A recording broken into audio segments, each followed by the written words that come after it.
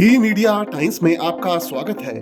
जयपुर के Vidyadhar Nagar sector 7 Agrasen hospital के पीछे स्थित प्रांगण में शनिवार को 108 श्रीमद् भागवत कथा ज्ञान यज्ञ समारोह में 6वें दिन व्यासपीठ से आचार्य गोस्वामी मृदुल कृष्ण महाराज ने श्री कृष्ण के महारास कथा मथुरा गमन श्री रुक्मणी विवाह की कथा का श्रोताओं को रसपान कराया।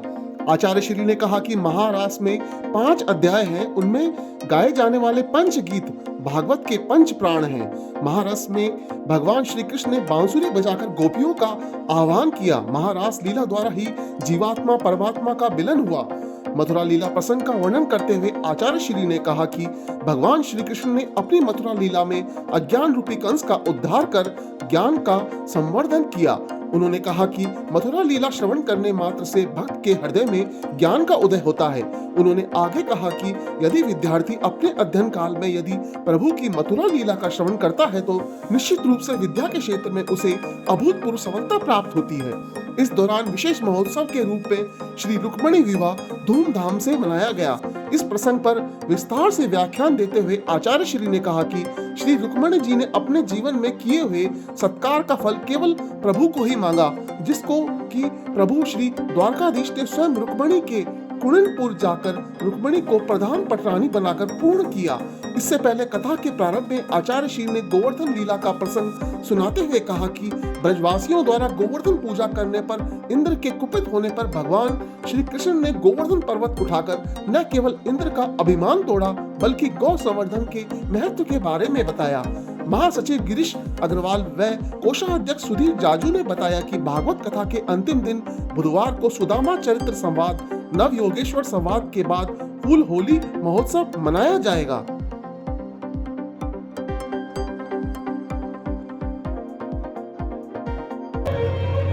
श्री के बिहारी तेरी आरती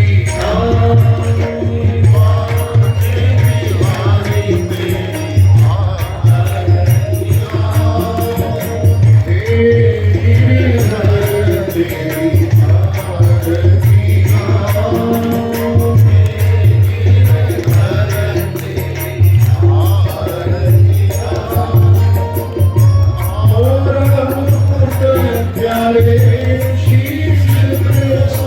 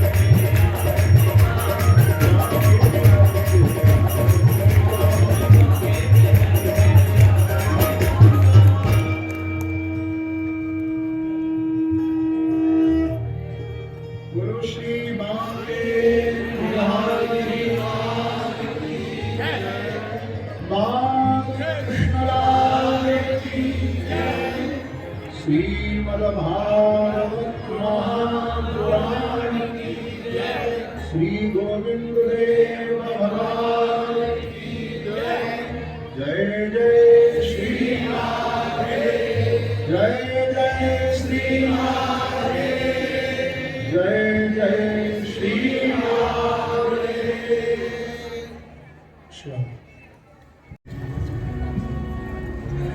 भगवान की जो 5 प्रकार की जो बात यहाँ अश्रद्धा प्रकृति का प्रभु ने वर्णन किया है, तो उसमें जो 5 महाभूत हैं जिनके कंट्रोल में, देखिए भगवान शब्द में ही 5 तत्वों को बताया जा रहा है। भा मने भूमि धरती, ग मने गगन आकाश, वा मने वायु हवा, आ मने अग्नि और ना मने नील। भ ग व अ न। तो जिसके कंट्रोल में वो भगवान।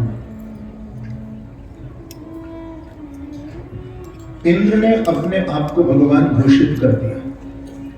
इंद्र कोई दैत्य नहीं है, राक्षस नहीं है, पर कभी कभी देव पुरुषों में भी अभिमान प्रवेश कर जाता है। थोड़ी प्रसिद्धि, थोड़ा शोहरत, तो भगवान को ऐसे इंसान के अभिमान को भी तोड़ना होता है। प्रेम से कहिए श्री। क्योंकि भगवान को कोई नापसंद यदि वस्तु है तो केवल वही एक है, वो है अभिमान। क्योंकि अभिमान के आने पर इंसान के अंदर भगवान निकल जाते हैं। प्रेम से कहिए श्री। जब अभिमान आया भगवान गए।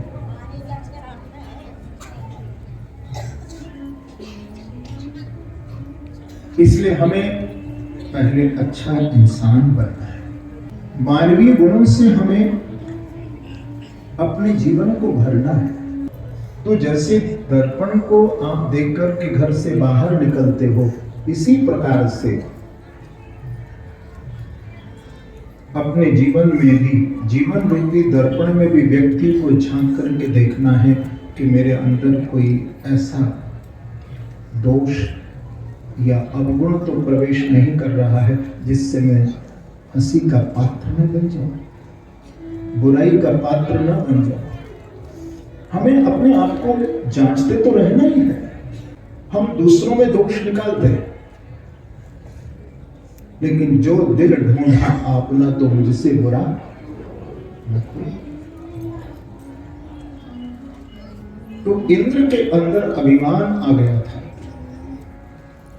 और इंद्र ने भगवान कृष्ण की अवहेलना की। देखिए अभिमान में व्यक्ति कितना पागल हो जाता है। कि भगवान को भी इंद्र ने भागवत में 6 गाली दी प्रेम से गए। आप देखिए तो सही क्या क्या नहीं कहा।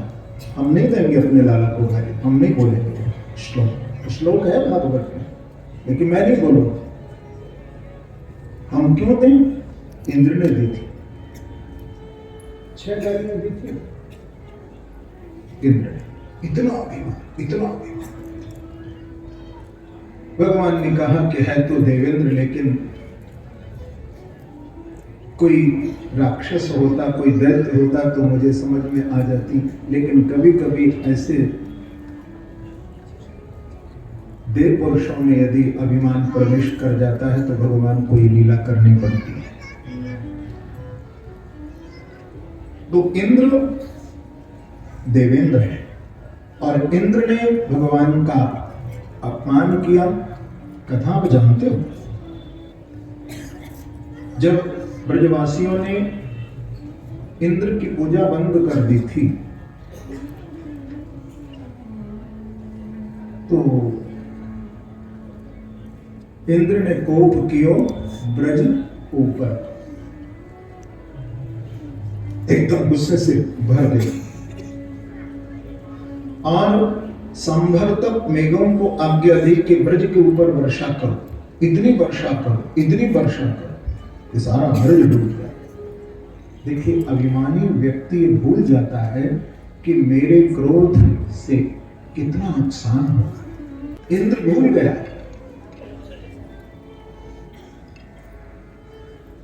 क्योंकि अभिमान में और स्वाभिमान में यह भेद है, अंतर है। अभिमानी व्यक्ति जो होता है वो सबको अपने पैरों के तले कुचलता हुआ निकल जाता है, उसे किसी की परवाह नहीं होती। कोई रो रहा है, कोई कुछ कर रहा है, किसी के दुख दर्द का उसको अनुभव नहीं होता है। अभिमानी व्यक्ति को केवल उसको अपना अभिमान पुष्ट होना चाहिए। मैं लेकिन वो स्वाभिमान जब व्यक्ति के अंदर होता है तो स्वाभिमान का रूप क्या है? स्वाभिमान का रूप यह है कि यदि स्वाभिमानी व्यक्ति अपने स्वाभिमान की रक्षा करता है तो सामने वाले के भी स्वाभिमान की रक्षा वो करता है, तो इसका भी स्वाभिमान न गिरे, उसके भी स्वाभिमान को गिरने नहीं देता।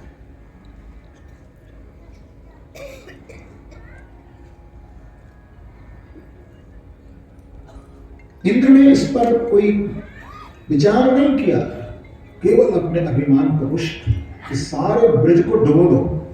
अंत में जब ब्रजवासी उस वर्षा में गिर गए तो ब्रजवासियों का एक ही आशय है, और मैं आपको बहुत अधिकार के साथ ये बात कहूंगा कि आपके भरोसे को कोई तोड़ सकता है, लेकिन मैं आपको विश्वास दिलाता हूं कि आपके भरोसे को भगवान कभी नहीं तोड़ेंगे। बस उनकी शरणागत दिल से हो जाना, हार्ट से उनको शरणागत। कभी हमारे जीवन में कोई दुख आए, कष्ट आए, संकट आए, संघर्ष आए, तो मैं आपको एक निवेदन करूं, आप अपने इष्ट की शरण में जाइए। बस उनके सामने रोइए, उनके सामने आप प्रार्थना करें, दिल से प्रार्थना करें। आपकी पुकार को प्रभु सुनेंगे। ऐसा नहीं कि वो, अब देखिए गोस्वामी जी क्या कह रहे हैं, बिन पद चले ही सुने ही बिनु काना। अरे जो बिना कानों के सुनता है, बिना पाँव के जो चल रहा है, बिना वाणी के जो बोल रहा है, तो क्या आपकी आर्त पुकारों को वो सुनेगा नहीं?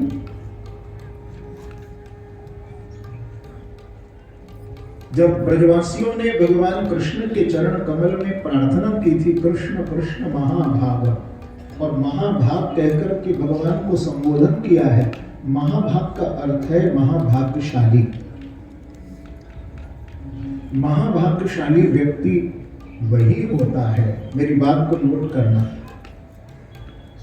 जिसके जीवन में कभी कोई कमी प्रभु छोड़ते ही नहीं है। महाभाग्यशाली वही व्यक्ति है जो श्री कृष्ण बांकी बिहारी से जुड़ जाता है।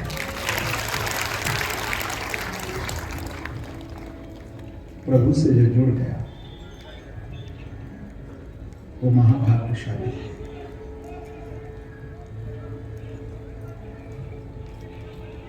ब्रजवासी किसी और के शरण में नहीं गए, केवल भगवान की शरण में गए। और जाकर के ब्रजवासियों ने जब भगवान की प्रार्थना की तो भगवान ने कहा कि तुम डरो मत, क्योंकि भगवान अभय दाता है।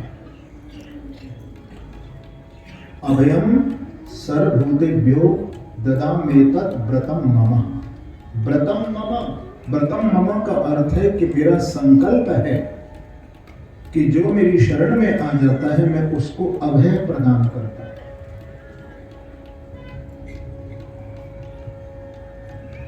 तो ब्रजवासी जब भगवान कृष्ण की शरण में गए, अपने अपने गुरुधन को लेकर के उस बरसात से, उस प्रकोप से बचने के लिए, तो भगवान ने किसी को निराश नहीं किया। भगवान सबको लेकर के बोले कि चलो मेरे साथ। 7 साल के हमारे कन्हैया है, 7 कोस के गिरिराज है, लेकर के भगवान गए। लेकिन किसी ब्रजवासी ने ये नहीं पूछा कि कृष्ण आप हमें कहां ले जा रहे हो, क्योंकि श्री कृष्ण कृपा में है। जीव किसी भी भाव से भगवान की जब शरण में जाता है तो उसका कल्याण ही करते हैं। आप देखिए, गंगा में यदि सामान्य जल को भी आप मिला दे तो वो भी गंगा जैसा पवित्र हो जाता है। बताएं, आप सामान्य पानी मिला दीजिए गंगा में तो वो भी पवित्र हो जाता है। तो जीव भी कब तक अपवित्र है, जब तक कि वो बांकी बिहारी से कोई संबंध नहीं बनाता है। क्योंकि श्रीमद् भागवत कहती है कि भगवत विमुख जीव को वासना, लोभ, कामना, क्रोध, ये पाप कर्म उसका पीछा नहीं छोड़ते। बार बार उसके पीछे कभी वासना है तो कभी लोभ है, कभी क्रोध है, कभी उस जीव को पाप की ओर खींचते हैं। लेकिन भगवान गीता में इस बात को कहते हैं कि जब तक ये जीव मेरी शरण में नहीं आता तब तक इनसे इसका छुटकारा भी नहीं हो सकता। हमें प्रभु की शरणागत होना ही पड़ेगा। दुखों से, पाप से, भय से, वासना से, लोभ से, जो ये सब देखो गीता में भगवान ने 3 दरवाजे बताए हैं नरक के। अब आप सोचिए, लोग कहते हैं हमने सुना है कहीं नरक है। भागवत की दृष्टि से यदि हम देखें तो भागवत में तो हजारों नरकों का वर्णन किया है, जिसमें से 28 नरक गिना भी दिए। तामिश्र, अंधतामिश्र, रौरक, महारौरक, कुंभिपाक, असिपत्र वन, सूची, मुक्रमी भोजन, सर्पदंश, वैतरणी, पुन्ना, ये सब नरक बता दिए भागवत। लेकिन गीता में भगवान कहते हैं काम, क्रोध और लोभ यदि व्यक्ति के जीवन में है, वासना में डूबा हुआ इंसान है, क्रोध में भरा हुआ इंसान है, अति लोभ में व्यक्ति यदि पड़ा है तो उसके लिए कहीं और नरक नहीं है। ये तीनों ही उसके लिए नरक का ही काम कर रहे हैं, वो नरक के अंदर ही पड़ा हुआ है।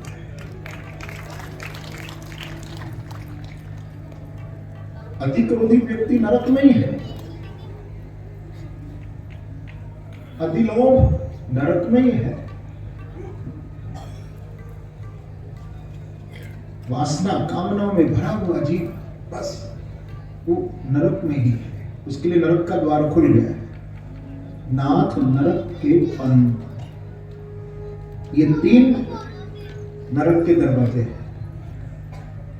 लेकिन कब तक ये पीछा नहीं छोड़ते जब तक कि जीव अपना प्रभु से संबंध नहीं जोड़ता। एक बार जब प्रभु से संबंध जोड़ लेता है, देखिए कोई वस्तु,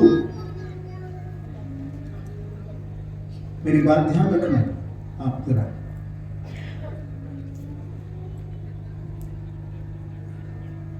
ये तीन बातें जो मैंने कही ना, काम क्रोध लोभ, हर इंसान के अंदर होता है। और मैंने पहले दिन आपको एक बात कही थी, आपको याद होगी जरूर, कि गोस्वामी जी ने भी ये बात कही है कि कामी नार प्यार जीवी लोभी के प्रिय दाम। जैसे लोभी व्यक्ति को पैसा प्रिय होता है, कामी व्यक्ति को स्त्री प्रिय होती है। देखिए गोस्वामी जी ने इस दृष्टि को कैसे हमारी बदल दिया। गोस्वामी तुलसीदास जी कहते भैया उसी प्रकार से मुझे मेरा राम भी प्रिय है, मेरा कृष्ण भी मुझे प्रिय है। बस दृष्टि बदलना है। कोई चीज हमसे छूटेगी नहीं, क्योंकि जब तक इस माया प्रपंच रूपी संसार में जीव रहता है तब तक ये चीजें हमारे साथ ही रहेंगी, लेकिन दृष्टि थोड़ा बदलना है। देखिए शिव जो है देवों के देव है, ध्यान से सुनना बात। भगवान शिव को क्या कहते? महादेव। महादेव तो जिन्होंने काम को जलाकर के भस्म किया था, और आप देखें अधिकतर जितने भी देव हैं वो सब काम के अधीन हैं, लेकिन भगवान शिव काम के अधीन नहीं है। भगवान शिव राम के अधीन है।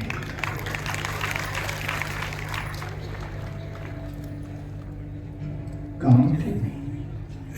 इसलिए शिव के जीवन में वासना नहीं है, शिव के जीवन में उपासना है। शिव पूर्ण काम है, शिव पूर्ण तृप्त है, क्योंकि काम का अर्थ है वासना। वासना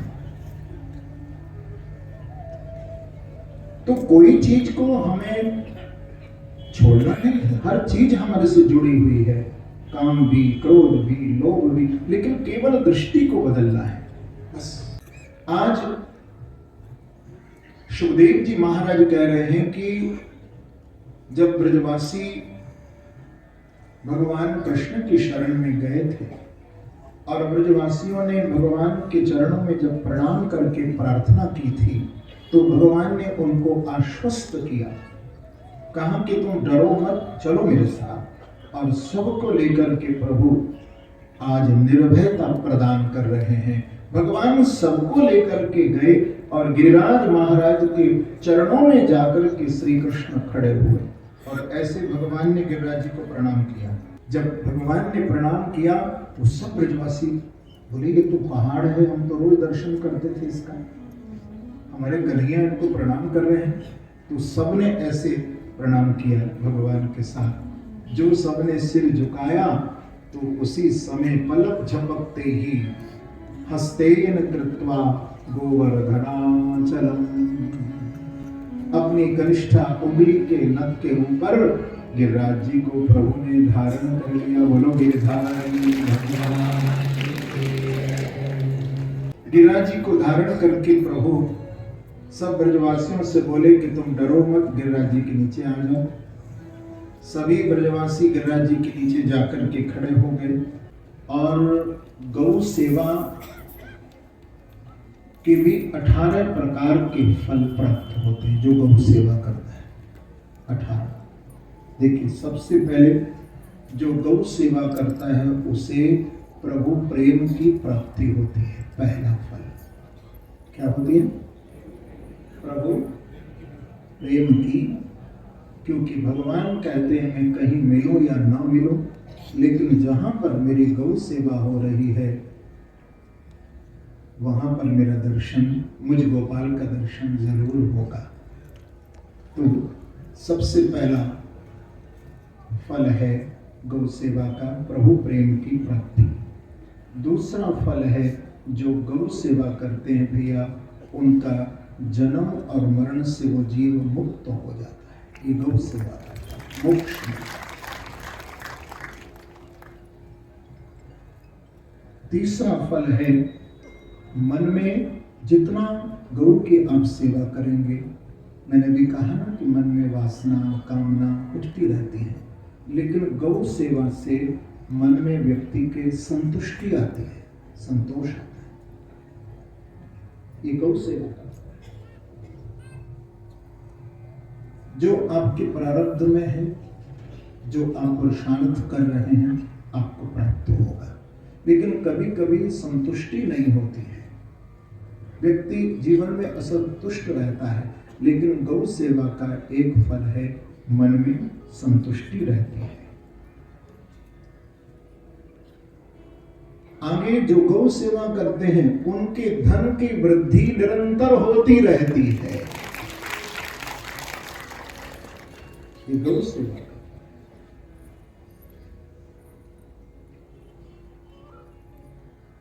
गौ सेवा से अनंत पुण्य फलों की प्राप्ति होती है। यदि कोई निसंतान व्यक्ति है, संतति की भी प्राप्ति करना चाहता है, तो गौ सेवा से उसे संतान भी प्राप्त होती है, संतति भी प्रदान करती है गौ माता। जीवन का कैसा भी दर्द हो, यदि आप निष्ठापूर्वक गौ सेवा कर रहे हैं तो आपके दुख दर्द को भी गौ माता मिटा देती है।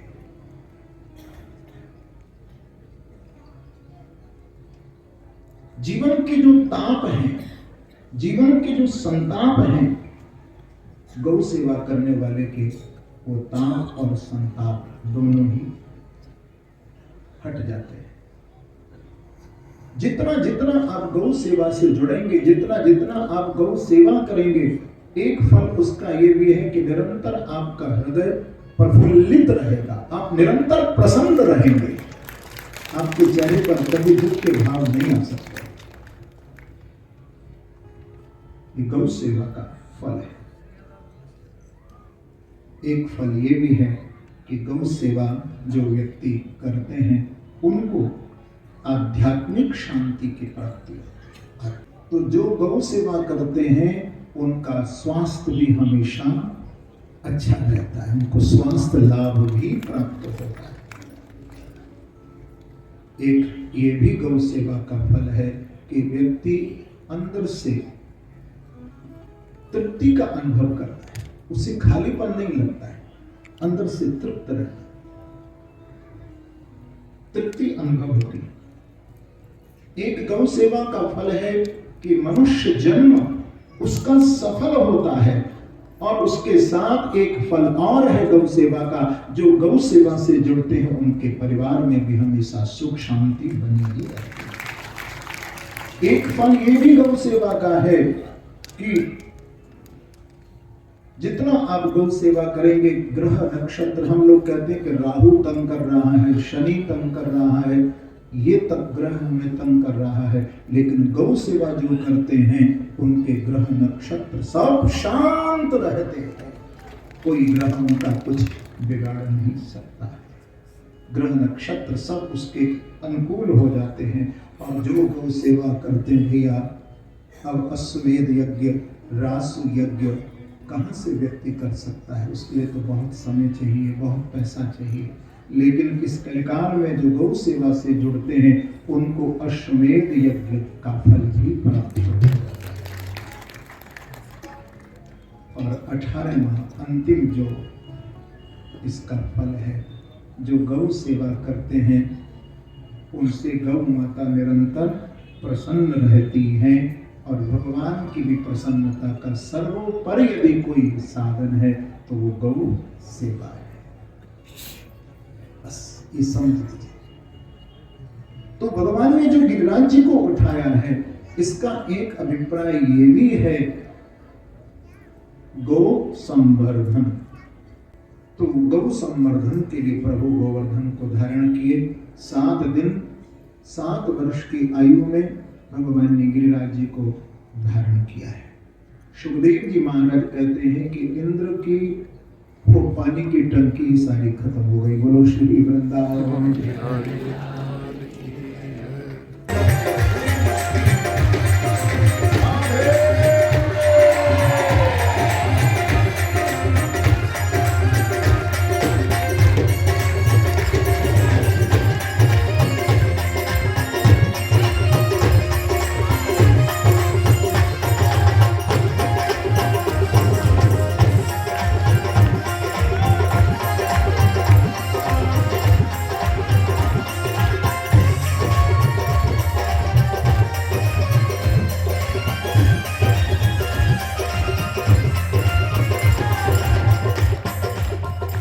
आपको लगा कि शादी भी है ना,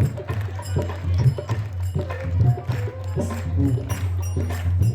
सबको बुलावट होगी, और यहाँ कौन कौन आए मुझे कैसे मालूम?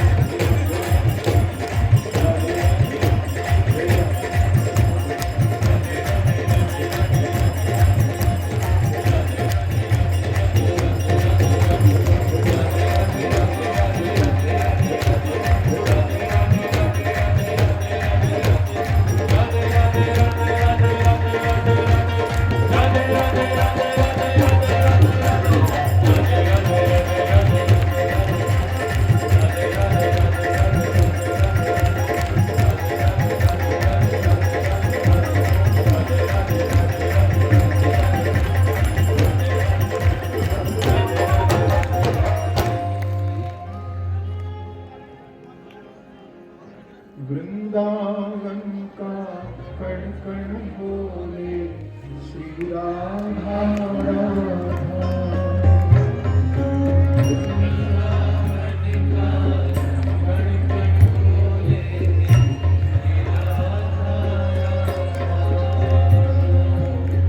यमुना जी की लहरें बोले श्री